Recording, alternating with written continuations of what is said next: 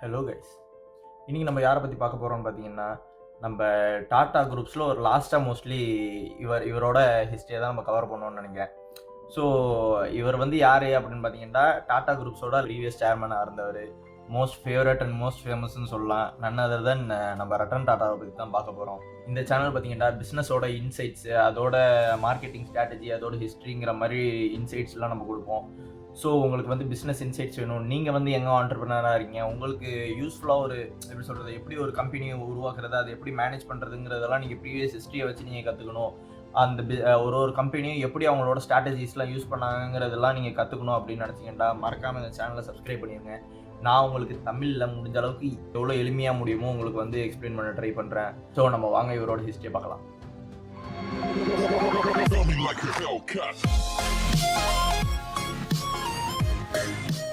December 28, 1937 பாம்பேல வந்து Ratan tata வந்து பிறக்கிறாரு. ஸோ இவர் பிறக்கிறது வந்து பார்த்தீங்கன்னா, இவர் வந்து அந்த பிரிட்டிஷ் வந்து இந்தியாவை ஆண்டுகிட்டு இருந்த அந்த டயத்தில் தான் பிறக்கிறாரு. இவர் வந்து ஒரு நல்ல எப்படி சொல்றது, நல்ல ஒரு பணக்கார ஃபேமிலியில தான் பிறக்கிறாரு. இவர் அப்பாவோட பேர் நவல் டாட்டா. அவரே எப்படி இந்த ஃபேமிலிக்கு வராருன்னா, அவரை வந்து தத்தெடுத்துக்கிறாங்க. அவர் அப்பா யாரு அப்படின்னு பார்த்தா, அதாவது நம்ம ரட்டன்ஜியோட தாத்தா யாருன்னு பார்த்தீங்கன்னா, அவர் பேரும் சார் ரட்டன்ஜி தான். அவர் சீனியர், இவர் ஜூனியருங்கிற மாதிரி. ஸோ நவல் டாட்டா வந்து ரட்டன் டாட்டாவோட அப்பா. அவரோட அம்மா யாரு அப்படின்னு பார்த்தீங்கன்னா சோனி டாட்டா. இவங்க ஃபேமிலியை பார்த்தீங்கன்னா நம்ம முன்னாடி சொன்ன மாதிரி நல்ல ஒரு வெல்த்தியான ஃபேமிலியாக இருக்காங்க. அன்ஃபார்ச்சுனேட்லி என்ன ஆகுதுன்னு பார்த்தீங்கன்னாக்கா 1948 வந்து இவங்க பேரண்ட்ஸ் வந்து பிரிஞ்சிடுறாங்க. இவருக்கு அப்போ வந்து வெறும் ஒரு 10 வயசு அது மாதிரி தான் இருக்கும். அப்பயே பார்த்தீங்கன்னா இவர் பேரண்ட்ஸ் வந்து பிரிஞ்சிடுறாங்க. ஸோ இவர் வந்து எப்படி வளர ஆரம்பிக்கிறாருன்னு பார்த்தீங்கன்னா, இவரோட பாட்டியோட தான் இவர் வந்து வளர ஆரம்பிக்கிறாரு. அவங்க பாட்டி பேர் என்ன, லேடி நவாப் பாய் டாட்டா. ஸோ இவர் நான் முன்னாடியே சொன்ன மாதிரி இவர் பிறக்கிறதே ஒரு பணக்கார ஃபேமிலியில பிறந்தாலும் இவரோட வாழ்வாதாரம் வந்து எப்படி இருக்குன்னு பார்த்தீங்கன்னா ரொம்ப எளிமையாக தான் இருக்காரு. எந்த விதமான ஷோ ஆஃப் அந்த எப்படி சொல்றது ஆடம்பரமான இதெல்லாம் அவர் ஒன்றும் இது பண்ணாம ரொம்ப எளிமையாக தான் வளர்றாரு. அது போக அவர் ரொம்ப பொறுப்பாகவும் ஒழுக்கமாகவும் இந்த டிசிப்ளின், வேல்யூ, ரெஸ்பான்சிபிலிட்டி எல்லாத்தையுமே வச்சுதான் இவர் வந்து வளர்றாரு. இவர் வந்து சின்ன பிள்ளையிலேயே பார்த்தீங்கன்னாக்கா ரொம்ப ரொம்ப சிம்பிளா இருக்காரு. இது பார்த்தீங்கன்னா அந்த ஃபேமிலியிலேயே இது வந்து ஒரு காமனான விஷயம். அந்த ஃபேமிலி, அந்த டாடா ஃபேமிலி அப்படிங்கிறத நீங்க பார்த்தீங்கன்னா முக்காவாசி பேர் எல்லாமே ரொம்ப இந்த டாடா குரூப் வந்து ஒரு பெரிய பணக்கார இதாக தான் இருந்துச்சு. அந்த இதுலேருந்து அந்த டிசெண்டன்ட்லேருந்து வந்திருந்தாலும் இவங்க எல்லாருமே பார்த்தீங்கன்னா மோஸ்ட்லி ரொம்ப சிம்பிளாக தான் இருப்பாங்க, ரொம்ப எளிமையாக தான் இருப்பாங்க. எந்த விதமான ஆடம்பரமும் பெருசாலாம் இது பண்ண மாட்டாங்க. தனிப்பட்ட முறையில் வந்து எந்த விதமான ஆடம்பரத்தையும் இவங்க வந்து விரும்ப மாட்டாங்க. ஸோ இவரோட எஜுகேஷன் இதை பற்றி பார்ப்போம். நம்ம ரட்டன் டாட்டா பார்த்தீங்கன்னாக்கா சாம்பியன் ஸ்கூல் அப்படின்னு மும்பையில் இருக்க, அதில் தான் 8வது வரைக்கும் படிக்கிறாரு. அதுக்கப்புறமேட்டு பார்த்தீங்கன்னாக்கா cathedral and John Connon school அப்படின்னு அதுவும் மும்பையில் தான் இருக்குது. இது பார்த்தீங்கன்னா இதுக்கு முன்னாடி ஜேஆர்டி டாட்டா அவங்கெல்லாம் வந்து இந்த ஸ்கூலில் வந்து படிச்சிருக்காங்க. ஸோ அதுக்கு அடுத்தது பார்த்தீங்கன்னா அங்கே கொஞ்சம் வருஷம் படிக்கிறாரு. அதுக்கப்புறமேட்டு என்ன பண்ணுறாருனாக்கா பிஷப் காட்டன் ஸ்கூல்னு ஷிம்லாவில் இருக்குது, அங்கேயுமே போய் படிக்கிறாரு. அந்த ஸ்கூல்லாம் பார்த்தீங்கன்னா ஒரு பெரிய ஸ்கூல், அது பெரிய பேர் உள்ள ஸ்கூல்பாங்கல்ல, அது மாதிரி உள்ள ஸ்கூல் அது பிஷப் காட்டன் ஸ்கூல் அப்படின்ட்டு. இது போக அவர் வந்து மேற்படிப்புலாம் எங்கே படிக்கிறாருன்னு பார்த்தீங்கன்னா யூஎஸ்ல போய் மேற்படிப்பு படிக்கிறாரு. யூஎஸ்ல அவர் என்னவா படிக்கிறாரு அப்படின்னு பார்த்தீங்கன்னாக்கா மெக்கானிக்கல் இன்ஜினியர் வந்து அவர் படிக்கிறாரு. எங்கே அப்படின்னா கார்னல் யூனிவர்சிட்டி அப்படின்னு ஒரு யூனிவர்சிட்டி இருக்கு, அங்கே தான் அவர் மெக்கானிக்கல் இன்ஜினியரிங் வந்து முடிக்கிறார். அந்த மெக்கானிக்கல் இன்ஜினியரிங் வந்து படிக்கிறார். அவர் படிச்சுக்கிட்டு இருக்கும் போதே அதுக்கப்புறமேட்டு அவர் ஸ்டார்டிங் கொஞ்சம் உள்ள போய் கொஞ்ச நாள் படிச்சுக்கிட்டு இருக்கும் போதே அவர் வந்து அவரோட இன்ட்ரெஸ்ட் வந்து இதுல இல்லை, வேற இதுல தான் இருக்கு அப்படின்ட்டு அவர் புரிஞ்சுக்கிறாரு. ஸோ அதுலேருந்து அவர் மாறுறாரு. மெக்கானிக்கல் இன்ஜினியரிங்லேருந்து மாறி ஆர்கிடெக்டை வந்து அவர் படிக்கிறாரு. பேச்சுலர் டிகிரியை வந்து அவர் ஆர்கிடெக்டில் முடிக்கிறாரு. எப்போண்டாக்கா 1959 வந்து முடிக்கிறாரு. அதுக்கப்புறமேட்டு ஒரு கொஞ்சம் வருஷம் போக அவர் என்ன பண்ணுறாருன்னு பார்த்தீங்கன்னாக்கா மாஸ்டர்ஸுமே படிக்கிறாரு. இப்போ நம்ம அவர் பார்க்குறது ஃபுல்லாக எஜுகேஷன் மட்டும் நம்ம தனிப்பட்டு பார்க்குறோம். ஸோ இவர் மாஸ்டர்ஸ் வந்து படிக்கிறாரு. அட்வான்ஸ் மேனேஜ்மெண்ட் ப்ரோக்ராம் அப்படிங்கிறது வந்து அவர் படிக்கிறாரு. எங்கே அப்படின்னு பார்த்தீங்கன்னா ஹார்வர்ட் பிஸ்னஸ் ஸ்கூல் அப்படின்னு ஒன்று இருக்குது.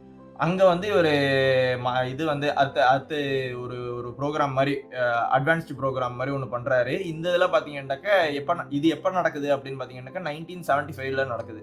இது எதுக்காக அப்படின்னு பார்த்தீங்கன்னாக்கா சீனியர் எக்ஸிக்யூட்டிவ் அந்த இதுக்காக இவர் மெயினாக இதெல்லாம் பண்ணுறாரு. இந்த ஸ்கூலுமே பார்த்தீங்கன்னா, இந்த ஸ்கூலுங்கிற இந்த காலேஜுமே பார்த்தீங்கன்னா இது வந்து ஒரு ஃபேமஸாக பேர் போன காலேஜ் அப்படின்ட்டு நம்ம சொல்லலாம். ஸோ இவரோட எர்லி கரியர் வந்து எப்படி இருக்குது, இவரோட எப்படி சொல்றது, ஸ்டார்டிங் எங்க வேலை பார்த்தாரு அப்படிங்கிறதெல்லாம் நம்ம பார்ப்போம். ஸோ ரட்டன் டாடா பார்த்தீங்கன்னாக்கா அவர் எப்போ அவரோட கரியரை வந்து ஸ்டார்ட் பண்றாருன்னு பார்த்தீங்கன்னா 1961 தான் அவர் வந்து டாடா குரூப்ஸ்குள்ளேயே என்ட்ராரு. இவர் ஸ்டார்டிங் எதுல வராரு அப்படின்னு பார்த்தீங்கன்னா டாடா ஸ்டீல்ல தான் இவர், டாடா குரூப்ஸ்ல டாடா ஸ்டீல்ல தான் இவர் வந்து என்ட்ராரு. இவரோட முதல் வேலையே எப்படி இருக்குன்னு பார்த்தீங்கன்னாக்க, இதுக்கு முன்னாடி இருந்த இவங்களோட ஜேஆர்டி டாட்டாவா இருக்கும், டோராப்ஜி டாட்டாவா இருக்கட்டும், அவங்கெல்லாம் எப்படி ஈவன் தான் அவங்க அப்பா தான் இதா இருப்பாங்க, அவங்க அப்பா அவங்களோட ஃபேமிலியில உள்ள ஆளு தான் வந்து ஓனரா இருப்பாங்க, அவங்க தான் சேர்மனா இருப்பாங்க. என் அப்பா வந்து இவரு அப்படிங்கிற மாதிரி ஒரு இதெல்லாம் இல்லாம இவங்களாவே அவங்க சொந்த முயற்சியில கீழே அடிமட்ட ரேஞ்சில இருந்து வருவாங்க, படிப்படியா வந்து வந்திருப்பாங்க. அதே மாதிரி இவரையுமே பாத்தீங்கன்னா இவர் வந்து டாடா ஸ்டீல்ல ஒரு பேசிக் எம்ப்ளாயியா தான் இருக்காரு, லோ லெவல் எம்ப்ளாயியா தான் இருக்காரு. இது எங்க இருக்கு அப்படின்னு பாத்தீங்கன்னா இந்த டாடா ஸ்டீல் வந்து ஜம்ஷெத்பூர்ல தான் இருக்கு. அந்த ஜம்ஷெத்பூர்னு பேர் வந்ததுக்கு காரணமும் நம்மளோட ஜம்ஷெட்ஜியோட இதில் நீங்கள் பார்த்துருந்தீங்கன்னா தெரிஞ்சிருக்கும். ஸோ நீங்கள் பார்க்கல அப்படின்னாக்கா டிஸ்கிரிப்ஷனில் அந்த லிங்க் இருக்கும், அதை போய் பாருங்கள். ஸோ இவர் அங்கே என்னென்னலாம் வேலை பண்ணுறாருன்னு பார்த்தீங்கன்னாக்க, மண்ணை தோண்டி லைம் ஸ்டோன்னு சொல்லுவாங்க, இந்த சுண்ணாம்பு கல்லை வந்து எடுக்கிறதா இருக்கட்டும், அது போக அங்கே ஃபர்னஸ் இருக்கும், அந்த நெருப்பு இருக்கும், அதை வந்து மேனேஜ் பண்ணுறதா இருக்கட்டும், இந்த வேலைங்களை வந்து அவர் பண்ணிக்கிட்டு இருக்காரு.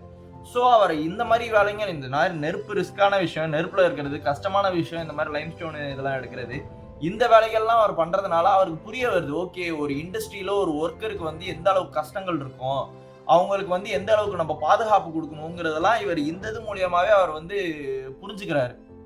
ஸோ வருஷங்கள் போக போக பார்த்தீங்கன்னாக்கா டாடா குரூப்ஸ்லேயே இருக்கிற பல கம்பெனியில் வந்து இவர் ஒர்க் பண்ணியிருக்காரு. அதாவது இவர் வந்து படிப்படியா வந்தான்னு பார்த்தீங்கன்னா, இவந்தோ அவரோட சீனியர்ஸ்லாம் பார்த்தீங்கன்னா, வயசான சீனியர் ஆளுங்கள்லாம் பார்த்தீங்கன்னாக்க, அவங்க வந்து அடிக்கடி இவரை வந்து எப்படி சொல்லுவாங்கன்னு பார்த்தீங்கன்னா, உங்க அப்பா வந்து பெரிய ஆளுங்கிற இதனால நீ வந்து வர, உங்க அப்பா வந்து இன்னாருங்கிறதுனால நீ வர, உங்க தாத்தா வந்து இன்னாருங்கிறதுனால நீ வர அப்படின்னு தான் சொல்லுவாங்க. ஆனா இவர் அதெல்லாம் இல்லாம ஒர்க் இடத்துல வந்து ரொம்ப சிம்பிளாவும் ரொம்ப ஹம்பிளாவும் அவர் வந்து வேலையா மட்டும் தான் பார்ப்பாரு. இவரோட அப்பாவோட இது அப்படிங்கிற மாதிரி குடும்பத்தெல்லாம் இதுல எடுத்துட்டு வராம அவர் வேலையா மட்டும் தான் பார்ப்பாரு. இந்த வரிசையில பாத்தீங்கன்னாக்க இவர் வந்து ரொம்ப ஒர்க்கா பாக்குற ஆளா இருக்காரு. இதுல இருந்து அவர் வந்து என்னென்ன கம்பெனிலாம் ஒர்க் பண்ணியிருக்காருன்னு பாத்தீங்கன்னா, டாடா மோட்டர்ஸ்ல ஒர்க் பண்ணியிருக்காரு. நான் ஸ்டார்டிங் டாடா ஸ்டீல் சொன்னேன், அதுக்கு அடுத்து டாடா மோட்டர்ஸ்ல வந்து ஒர்க் பண்ணியிருக்காரு. அதுக்கப்புறமேட்டு டெல்கோன்னு ஒரு இது இருக்கு, டாட்டாவோட டெலிகாம் கம்பெனின்னு ஒன்று இருக்கு, அந்த இதில் ஒர்க் பண்ணியிருக்காரு. அது போக அவர் வந்து டாடா எலக்ட்ரிக்ல ஒர்க் பண்ணியிருக்காரு. அது மட்டும் இல்லாமல் பல கம்பெனியில் வந்து டாடா குரூப்ஸ்லேயே இருக்கிற பல கம்பெனியில் வந்து அவர் ஒர்க் பண்ணியிருக்காரு. இதனால அவருக்கு என்ன புரிய வருதுன்னாக்க, ஒன்னொன்னும் அந்த இண்டிவிஜுவல் கம்பெனிஸ்லாம் எப்படி ரன் ஆகுதுங்கிறதும் அவர் புரிஞ்சுக்கிறாரு.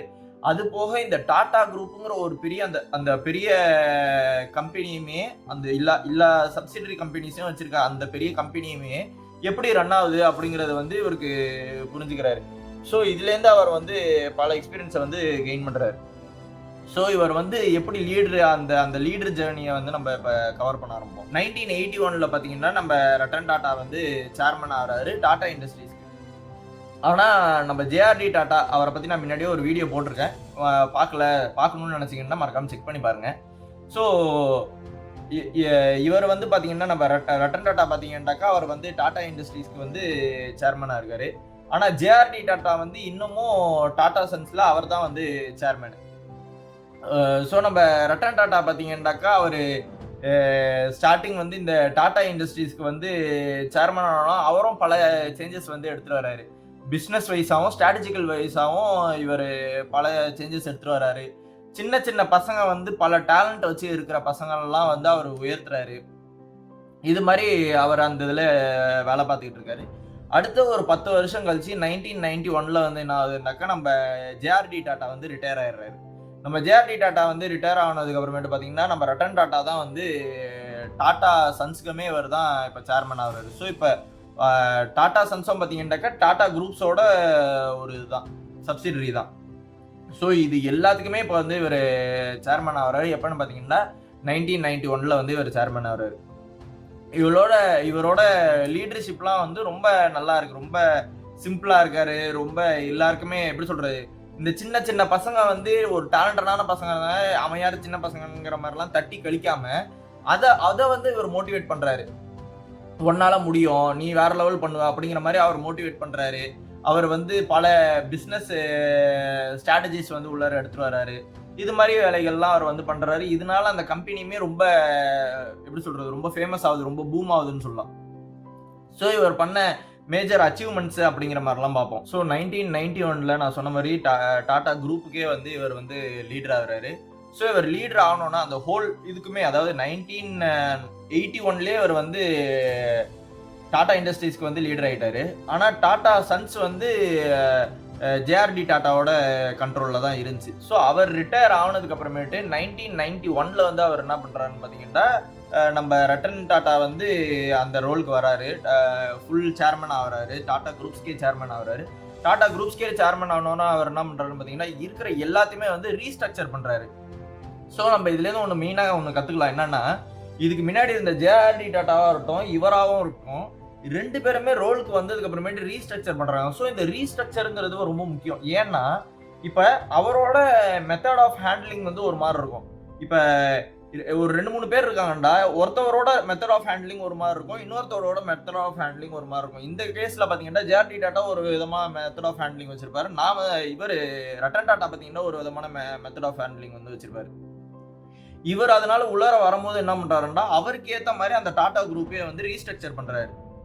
ரீஸ்ட்ரக்சர் பண்றது மட்டும் இல்லாம அவர் அடுத்து என்ன பண்றாருன்னாக்க, சில கம்பெனிஸ் சில அசட்ஸ் எல்லாம் இருக்கும்ல, எது வந்து எந்த விதமான குரோத்தும் கொடுக்காம இருக்கோ அந்த மாதிரி அசட்ஸ் எல்லாம் வந்து அவர் என்ன பண்றாருன்னாக்க வித்துடுறாரு. அதெல்லாம் பெருசா அதுல காசு போட்டுக்கிட்டே எல்லாம் இல்லாம அதை வந்து வித்துடுறதும், சிலதை அப்படியே இக்னோர் பண்ணிடுறதும் அப்படி விட்டுறாரு அவரு. மீதி இருக்கிற மெயின் கோர் கம்பெனிஸ்லாம் இருக்கு பாத்தீங்களா, அந்த மெயின் கோர் செக்டார்ஸ்லாம் இருக்கு பாத்தீங்களா இவரோட கம்பெனில, அந்த இதை தான் இவர் வந்து ஃபோக்கஸ் பண்றாரு. எக்ஸாம்பிள் எது மாதிரின்னு பாத்தீங்கன்னா, இந்த ஸ்டீலு, டாடா ஸ்டீலு, ஆட்டோமொபைலு, இந்த டாடா மோட்டர்ஸ், இந்த பவர், டாடா பவர், அப்புறமேட்டு இந்த இன்ஃபர்மேஷன் டெக்னாலஜி, ஐடி, இது டாடா டிசிஎஸ், அந்த இது எல்லாத்துக்குமே வந்து அவர் கொஞ்சம் அதிகமான கவனத்தை வந்து செலுத்துறாரு. அதுல தான் இவர் வந்து காசை மெயினா ஃபோக்கஸ் பண்ணி இது பண்றாரு. இவர் எப்படி அந்த இதை கண்ட்ரோல் பண்றாருன்னு பாத்தீங்கன்னா, இருக்கிற எல்லாத்துக்குமே பிராண்ட் வேல்யூ வந்து ஏத்தணும் அப்படிங்கறது மெயினா பாக்குறாரு. அதுக்கப்புறமேட்டு எது பொட்டன்ஷியல் இருக்கோ, எது நல்லா முன்னேறுதோ அதுல வந்து நல்லா புஷ் பண்றாரு. ஸோ தட் ஒரு நல்ல இப்ப பூம் ஆகிட்டு இருக்கிறதெல்லாம் நல்லா நம்ம புஷ் பண்ணோம்னா அது வந்து ஒரு ஸ்டேபிளான இதாயிருச்சுன்னா அந்த கம்பெனி வந்து ஓவரால் கம்பெனி வந்து நல்ல ஸ்டேபிள் ஆயிரும் அப்படிங்கிற ஒரு இதனால இவர் இப்படி பண்றாரு. ஸோ இவர் வந்து இது மாதிரி கம்பெனியெல்லாம் முன்னேற்றது மட்டும் இல்லாமல் இவங்க ஆளுங்களுக்குள்ளே இவர் என்ன பண்ணுறாரு அப்படின்னு பார்த்தீங்கன்னா, இவரோட ஒர்க்கர்ஸ் எம்ப்ளாயீஸை வந்து எப்படி இவர் மேனேஜ் பண்ணுறாரு அப்படின்னு நீங்கள் பார்த்தீங்கன்னா, எல்லாருக்குமே அவங்களுக்கு எப்படி சொல்கிறது, இதுக்கு முன்னாடி வரைக்கும் பார்த்தீங்கன்னா ஒரு கொஞ்சம் வருஷம் ஒர்க் பண்ணால் நீங்கள் அடுத்த ரோலுக்கு போகலாம், ப்ரொமோஷன் ரோல் அப்படிங்கிற மாதிரிலாம் ஒரு ரூல்ஸே இல்லாமல் ஒரு ப்ரொமோஷன்லாம் இருக்கும். இவர் வந்து அதுக்கு சர்டன் ரூல் வந்து எடுத்துகிட்டு வர, இதுதான் அதோட மெட்ரிக், இது மாதிரிலாம் நீங்கள் இது பண்ணணும், ஸோ இதுக்கெல்லாம் இந்த மாதிரிலாம் ரூல்ஸ் அண்ட் ரெகுலேஷன் இருக்கு, அதெல்லாம் நீங்க வந்து எக்ஸீட் பண்ணீங்கன்னா உங்களுக்கு வந்து ப்ரொமோஷன் கிடைக்கும் அப்படிங்கிற மாதிரிலாம் அவர் எடுத்துட்டு வர்றாரு. இது மாதிரி அவர் பண்றதுனால என்ன ஆகுதுன்னாக்க, சின்ன வயசுல இருக்கிற ஆளுங்களுக்குலாம் அதிகமா அவங்களுக்குலாம் சான்சஸ் கிடைக்குது. நான் பெரிய பெரிய ரோலுக்கு போவேன், ஏண்டா சீனியருக்கு தான் போகணும், இவ்வளோ வருஷம் வேலை பார்த்துருந்தா இதுலயே இவ்வளோ வருஷம் வேலை பார்த்துருந்தா தான் போகணும் இல்லாம ஒரு கம்மியான வயசுல இருக்கிறவங்களுக்குமே வந்து இந்த மாதிரி ஒரு ஆப்பர்ச்சுனிட்டிஸ்லாம் கிடைக்குது இந்த மாதிரி பெரிய ரோலுக்கு போறதுக்கு. ஸோ அது போக இவர் வந்து இந்த கம்பெனி எப்படிலாம் முன்னேற்றி இருக்காருன்னு பார்ப்போம்.